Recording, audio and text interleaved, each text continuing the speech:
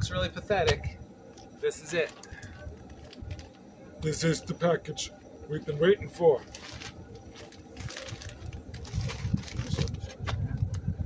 These are the people. That might be backwards for you, but those are the people.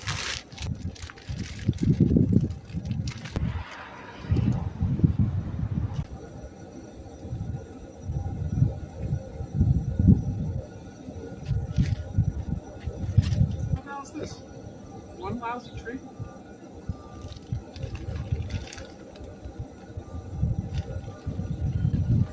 Really, Arbor Day Foundation?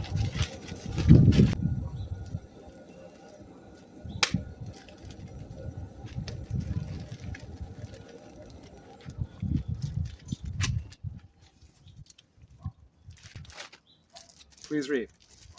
Important information about my 5 flowering trees, my 5 Norway spruces, and my 2 crepe myrtles. Yeah. These. Apparently that's all 12 trees there. Please refer to the information below to identify each tree or shrub species in your bundle to ensure proper planting sites and conditions for each.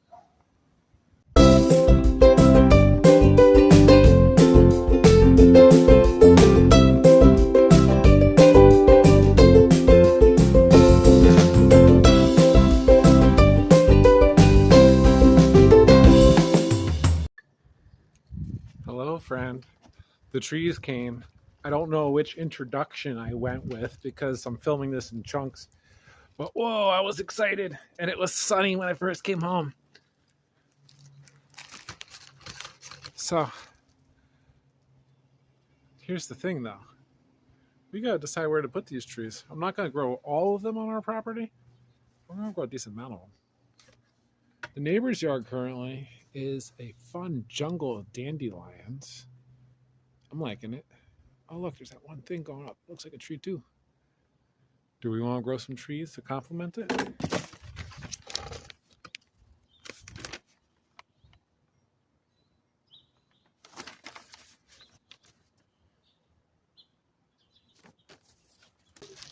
So, this here says that they're painted and color coded. The stick that's painted yellow is going to be a hawthorn tree.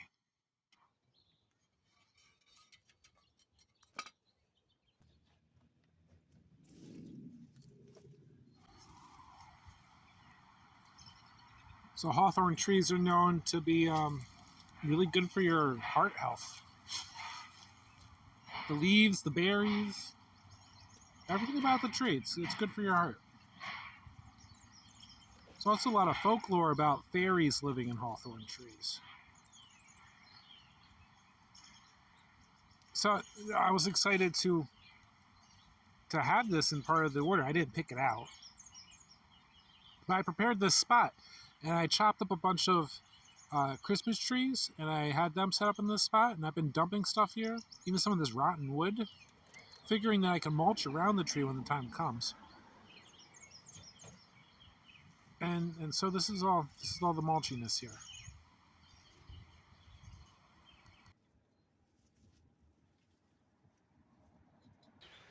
So you're supposed to mulch around your trees pretty thickly, 2 to 3 inches of good wood chips or good mulch. And it's that long-term mulching. You're not giving nutrients like you would for your annual crops, most of your regular garden vegetables. You're putting down the wood chips, maybe some cardboard underneath that, some old leaves. I mean, think about what the actual forest floor is made of. And this is mostly old leaves and occasional branches that fall down, some young stuff that dies. That is kind of what you want around your trees. Our next tree to go in is the little crabapple tree. Now this guy is the slowest growing out of all the plants we got in from the Arbor Day Foundation. I wanted to make sure, because it's a scion wood, so I wanted to make sure that I got it in the ground, get that hole just the right depth.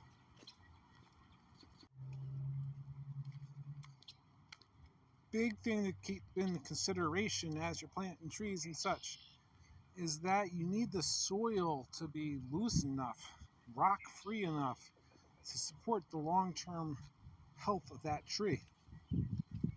I have treated the soil here. I've mixed in all sorts of leaves and stuff several times over, lots of organic matter.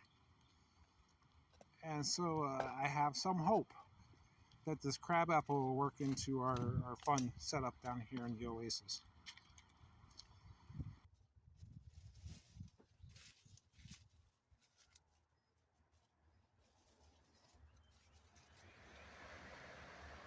So if you look at how the trees grow in the wild, and this is, some people don't agree with the aesthetics of this, but I don't see how you can argue with the logic here. Trees are not a monoculture. They don't grow by themselves with nothing close to them. You have a guild of plants that's supporting those trees there. It's growing up close to them and around them. That's how the trees want to grow. They want to grow with other plants because that's how it is in the wild. A bunch of plants grow close to each other and support each other. So out here in the mix of this messy cottage garden that we have going on, we're planting the redbud. Redbud tree is going to get pretty big for this spot, but the chaoticness of the cottage garden around it will keep it in check.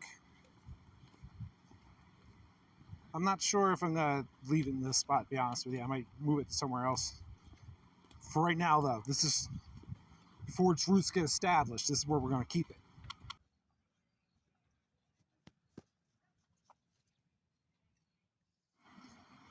Our package from the Arbor Day Foundation came with 5 of these Norwegian spruce. Since I don't have the space to grow them at home, decided to include them out here in the wild, where I can come visit them at my parents' property.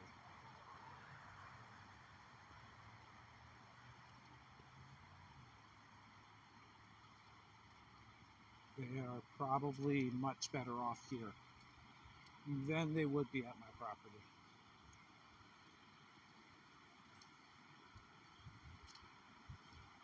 I mean, just look at it. Doesn't it look happy? So there were 2 redbud trees. One of them I planted up on my parents' property, and 2 crepe myrtle bushes. One of which I planted somewhere on our property, which I don't think it will really grow. And the other one, I think I planted the other one in my parents' house too. And we dispersed those Norwegian spruce. 2 of them, a friend of mine took, and the rest of them, we just kind of dispersed.